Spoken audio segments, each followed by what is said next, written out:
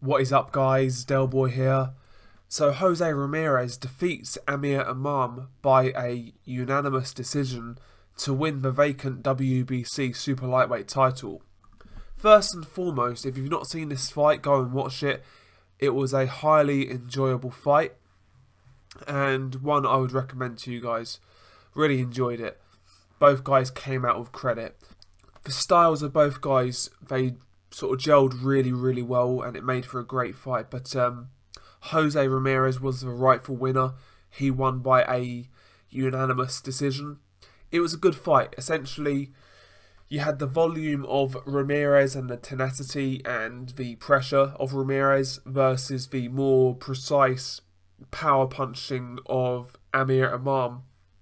But Amir Imam was looking for the counter shots. He was landing good shots, but it just wasn't enough to offset the pure volume and the sheer aggression from Jose Ramirez.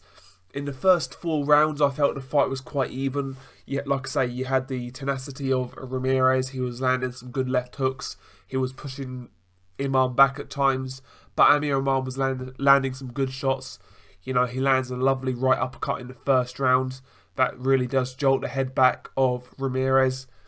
And in the first 4 rounds, you know, Imam does land quite a few jabs. He is more effective at range, but as soon as Ramirez gets past the outside and he gets onto the mid-range and on the inside, that's when Ramirez starts to go to work and get success by pressuring Imam.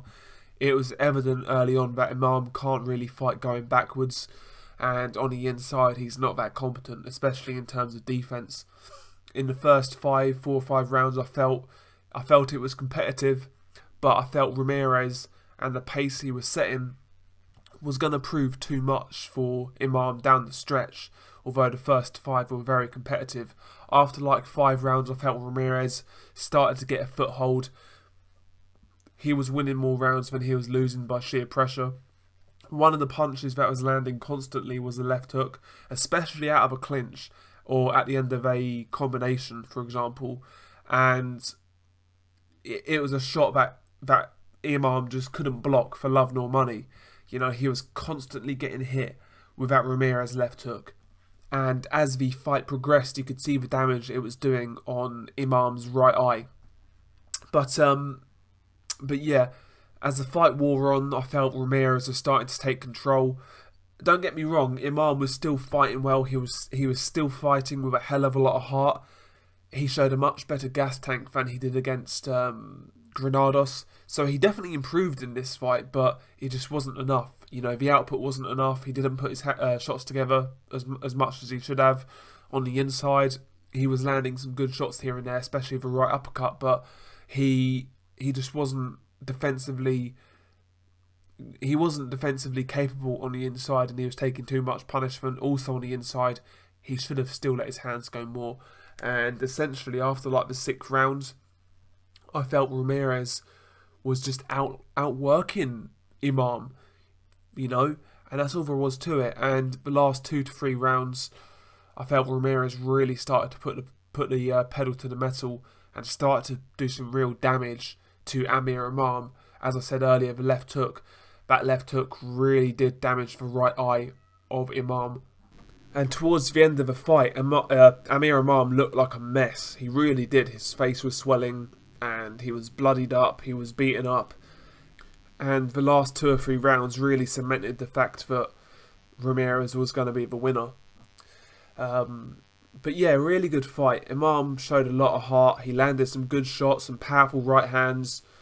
But ultimately, it just wasn't enough to offset the volume and the aggression of Ramirez. It was a really good fight, and I'm looking forward to seeing where Ramirez goes from here. A fight between him and Regis Prograis will be a great fight. You can argue both guys are there to be hit, but both guys bring some intriguing attributes to the table. Like I said, Ramirez brings a lot of volume, a lot of combination punching and sheer determination, whereas Prograis, he does bring a lot of intensity and a lot of aggression, but he's a little bit more cerebral. I feel he picks his shots a bit better. He's got more power. He's a more educated fighter. But regardless, I still feel Prograis versus Ramirez, that'd be a great fight, and it would gel really, really well. One I would love to see very shortly. Obviously, Prograis is the WBC interim champion, and Ramirez is the full champion. So there's no reason this fight should not happen. Let's see it next. Let's just cut out all this BS. Let's get it next. Summer 2018, Prograis versus Ramirez. Great fight. Let's have it.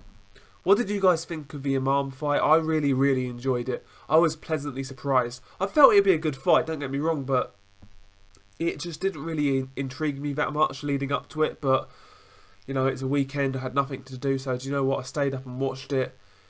Great fight. Really, really enjoyable. Credit to Imam. I've criticised him in the past. You know, well, not really criticised him, but I wasn't really impressed with his showing against Granados. He kind of wilted a bit too much for me. But against Ramirez, he did show a lot of heart, and he gave it a go. He landed some good shots, and he has improved since the Granados fight. He's got better stamina, and he paced himself much better. But there's still a lot of defensive vulnerabilities there, you know, and I feel he needs a bit of a break because he took a lot of punishment in this fight. And towards the end of the year, come back, stay active, fight a few low-level guys, and then come again. He's still got time. He's, 27 years old. He just needs to give himself a bit of a break and then come back and give it another go. But yeah, they are my thoughts. I really enjoyed the fight. What did you guys make of it? Peace.